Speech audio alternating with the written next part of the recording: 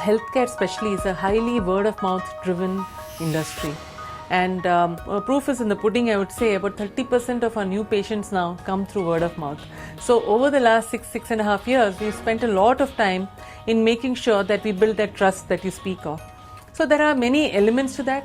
One is making sure that we have the right kind of people providing the service. So at the time of recruitment, at the time of the way we train them, most of the people are employed by us, which means that we have better control over the service delivery. A lot of technology gets used across the entire spectrum of how we manage the patient's life cycle. And then day to day monitoring the patient, monitoring the service providers, the kind of work that they do, a lot of that again gets done through technology. And equally we give a lot of power to the customers and the patients to come back to us and tell us what's working, what is not working. Very, very robust mechanisms for capturing data. But is it still a challenge to get patients, to get consumers to really trust the service that Portea provides? And also if a doctor is not a full-time professional elsewhere, how does the quality issues get addressed? You spoke about putting some checks that you would really want to put in place. No, so absolutely right. Every step of the journey of the patient, there is a checkpoint that is put in place. When a service has to be provided to somebody, the service provider or the healthcare professional on his app gets to know where they have to go, do what data they have to collect, what is the current condition of the patient, what is acceptable, what is not acceptable, what drugs they may be allergic to. All that information is available to my provider when they go there. So using technology to ensure that they are well prepared and they know exactly what they need to do. All that information gets captured through the case file. So they have to mandatorily put down patient condition before, what treatment was done, what happened thereafter, how is the patient feeling, the recovery, all of that mandatorily gets captured. Could you give us an example of how the cost dynamics really work out? The general sense is anything to do with healthcare in India, hospitalization or even beyond, care post-hospitalization is an expensive affair. Is that a myth or, could you give us an example for, monthly basis, how much would a package by Portea cost for a patient? See, a lot depends on the patient condition and how critical they are and what they need.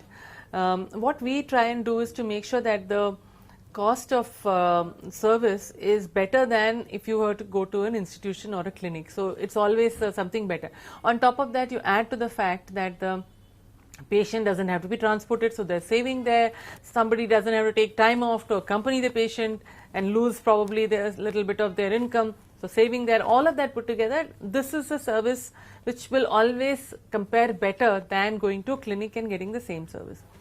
At the top end, if you look at if somebody has to be in an ICU in a hospital, we do take a lot of patients who are in ICUs but are reasonably stable, and the hospital feels that they can now be managed and monitored at home by creating an ICU kind of environment.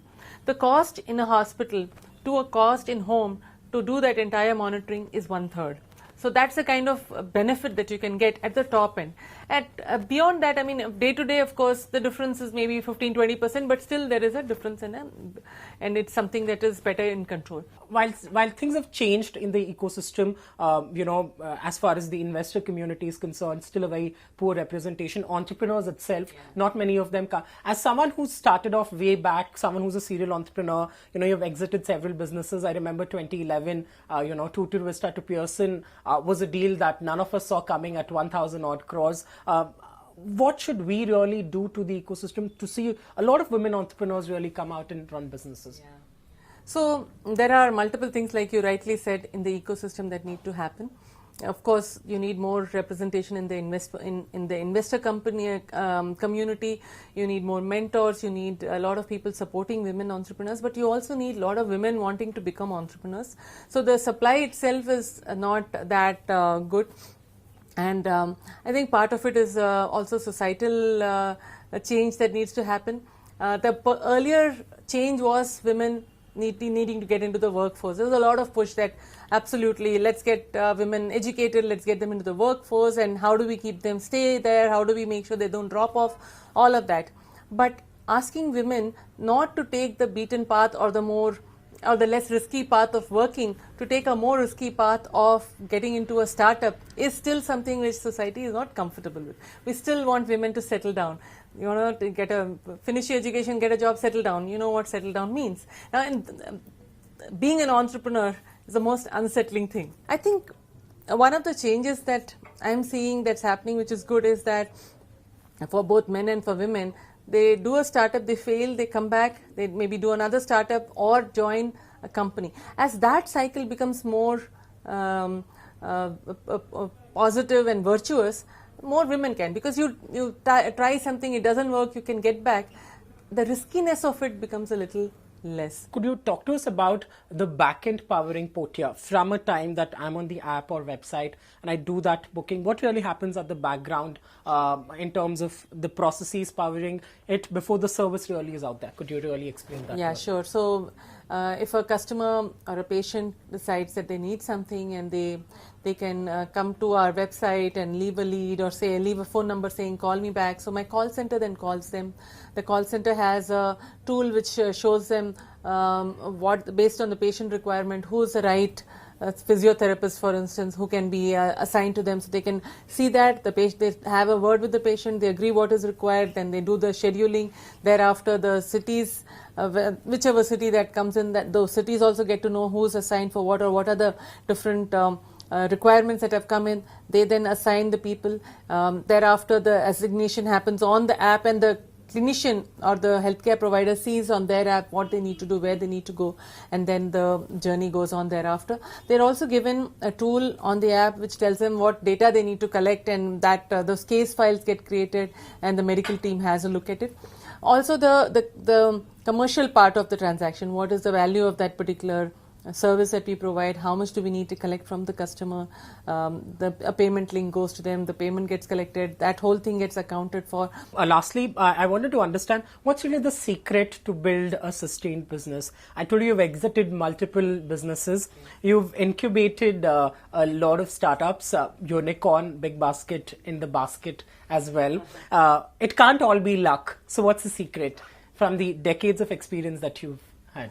Yeah, so there are 2-3 things. First is, of course, you need to find the space which you think is ready for disruption, or there is something which needs to happen and which plays to your strength. So that's something which is important. You know, while Big Basket falls into, and Portea, Fresh Menu or Home Lane, all these fall into that category where we felt there was a lot of disruption to happen.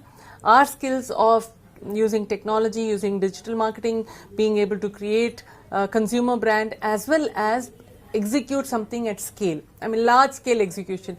These are all things which we as a team of entrepreneurs have something which we know how to do really well. So that becomes something important. So identifying the right opportunity where you can make a difference.